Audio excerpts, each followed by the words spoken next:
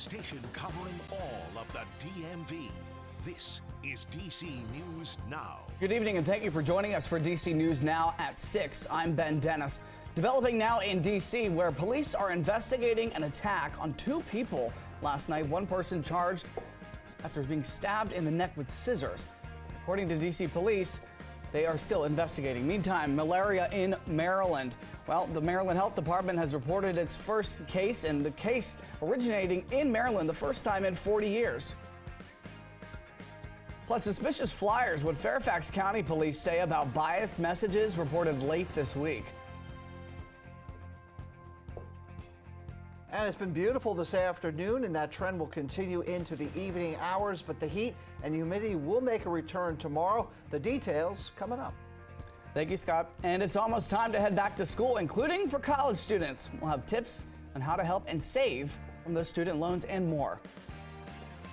Once again, covering all the DMV on DC News Now at 6, I'm Ben Dennis. Developing now in DC, where police are investigating an attack on two people last night. One person stabbed in the neck with a pair of scissors. According to police, their victims were waiting at a bus stop on P Street in Northwest after 7 o'clock. One victim said that he was hit in the back of the head, then watched another person get stabbed in the neck with scissors by that suspect. DC police found the alleged attacker a few blocks away. Stay with us as we learn more. Also new, in Fairfax County, police investigate suspicious flyers around the Fair Oaks district. This includes Chantilly, Fairfax, and Herndon. According to police, these flyers contain, quote, bias material, but no specifics shared with us exactly what kind of bias detailed. But they say that they're working with local religious leaders to find long-term solutions. Fairfax County police note that there is no specific threat, but asked residents to report any findings. And happening now, DC leaders continue to find ways to reduce crime. And their newest effort is one that's been around, but they say they'll be enforcing it more going forward. Starting September 1st, anybody 16 and under will have to abide by a curfew in 7 focus areas viewed as crime hotspots. DC News Now's Leonard and Fleming reports. Mayor Bowser and our acting police chief are trying to get a handle on the serious crime wave that's going on in the district this year, because more than ever, more youth are committing serious violent crimes in the district. I believe the curfew is an excellent idea. Shakita McBroom of Southeast DC is speaking about Mayor Muriel Bowser's enforcement of the youth curfew, already long on the books to curb deadly violence in the district. It builds structure back into the home for a lot of parents who have children that's a bit challenging. DC authorities have been struggling this year to curb youth violence, and there have been among 80 shot this year alone and 12 killed, eclipsing all of 2022's total. This worries community leaders like Ernest Clover of the DC Dream Center that mentors youth in Ward 7 and 8. He supports the curfew. Its ability to be effective will be on us adults and people who are in my type of position to say, hey, how are we working together to give our youth opportunity so that when a curfew hits at 11 p.m. or 12 a.m., they're like, hey, I'm tired, I want to go home. Those like Penelope Spain, the co-founder of the Open City Advocates, which represents youth in the juvenile justice system, don't think curfews work. I understand that people are concerned about crime. I understand the desire to feel safe in our city, but the mayor's curfew initiatives are backwards in thinking. They employed tactics from decades ago that have been proven time and again to be ineffective and counterproductive. In addition, they almost entirely land on the back of Blacks and Latino youth. Yet McBroom, who has children in the district, sees crime reductions coming. It will help with a lot of carjackings.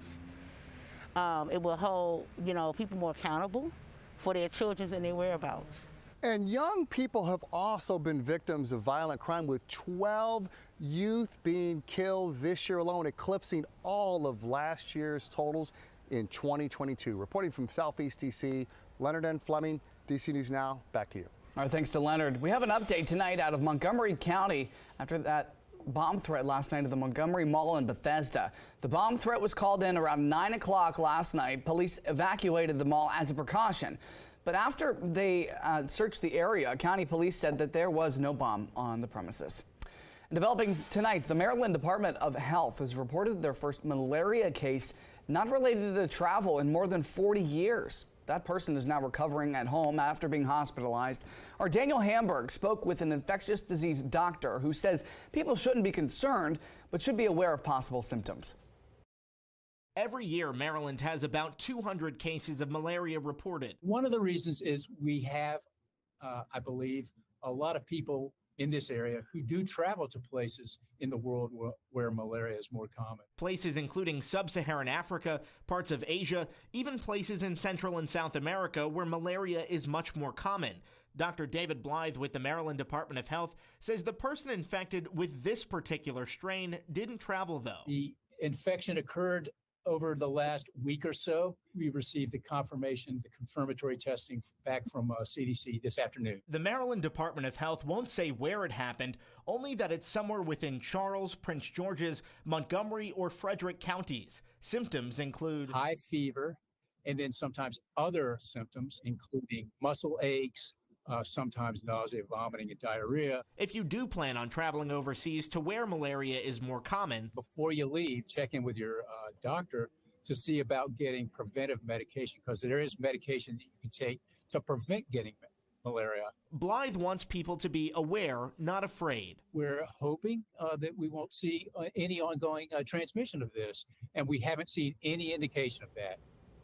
Once again, our Daniel Hamburg reporting. One lingering question: if mosquitoes that carry the virus are so prevalent, why don't we see malaria more commonly? Well, experts say this is likely due to improved mosquito control and people staying inside more often.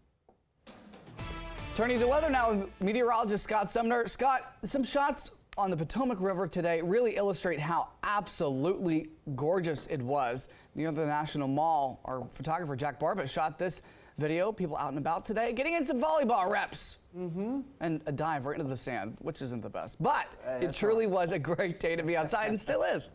Yeah, no, look very pretty here across the area, and still does. It's very nice outside, 83 degrees. You can see a live look here at Roslyn. Lots of sunshine out there. As I told you last night when I worked, that today would be another beautiful afternoon after yesterday's wind died down. Now, today's highs, you got up to 86 at the district, 85 at Manassas, 83 at Leesburg, 86 at Winchester, 83 at Cumberland, 84 down towards Orange's Way. High pressure, well, just on cue. It moved right just south of and part of over the area, part of the region, seeing high pressure either on top of us or just south of us is what I'm trying to say here. And as far as the weather is concerned, obviously with high pressure, you're hard pressed to form clouds. So it's going to be a fairly quiet night out there. And again, lots of sunshine tonight. In Silver Spring, 81 at 7 p.m. is 72 at 9 p.m. And we're into the upper 60s by 11 p.m. And as far as the weather headlines, it'll be another nice night out there tonight. Now, we'll have some hazy sunshine tomorrow. We'll have heat and humidity build on Monday, and we'll have a late week shower or storm building in as well. We'll talk all about those headlines and show you the 7-day forecast coming up. Ben? Thank you, Scott. Looking forward to it. And we have an update on a shooting we covered last month. Baltimore police say that they have arrested a suspect in connection to that mass shooting in the Brooklyn Homes area. According to police, 18-year-old Tristan Jackson shot at multiple people on 8th Street, killing one and injuring more than 20 other people. Jackson was apprehended on North Gay Street on Thursday. He faces over 40 charges, including 7 counts of attempted first-degree murder. And in Prince George's County, a gas station was ordered by the state to temporarily stop sales at their pumps. Well, it came after reports of the gas was being mixed with water, which damaged several cars. The gas station reopened last night, but people are still dealing with the aftermath. Our Yamari Sase spoke to one man who says his car wouldn't start after buying gas there. It's really affected, my personal life. It's affected my finances, and overall, it's been extremely frustrated by everything that happened. John Mack was on his way home last week when he stopped to buy gas from this Sunoco at Mitchellville Plaza. The next day, his car wouldn't start. So I was kind of frustrated thinking, okay, this is a brand new car. What's going on with it? He took it to the Bannister Ford dealership. Anything that affects our customers definitely affects us. And that's when he learned the gas was mixed with water. This is the fuel sample after it sits for a minute. You can see how much water is really in that gas. It can be a big issue. It'll cause your car to run rough, cut off, it's not really safe if you're driving down the road and your car shuts off in the middle of the highway or something. After getting no solution from the owner of the gas station, Matt called Sunoco corporate. They told me that this incident has happened before. They thought it had been resolved. On Friday, the state came and temporarily stopped them from selling gas until all tests are complete. It makes me feel like I'm going to finally get some kind of justice and vindication. Somebody else will not have to experience the same thing I've had to experience. Now, as our Yamarisa Say reporting, also according to Max, Sunoco is covering the cost to repair his car. And earlier today, Metro lent a helping hand to families in the community with their back-to-school celebration and supply giveaway. The event ran from 11 to 3 at the Fort Totten station, providing school supplies for students that live all across the DMV. The back-to-school celebration also had a moon bounce, miniature train ride, a live DJ, and more. We spoke to people at the event about how this is Metro's way of giving back to the community. We're here today just supporting the community and the kids to get back to school. We appreciate everybody coming out here. It's a beautiful event. Right, we are about serving the community.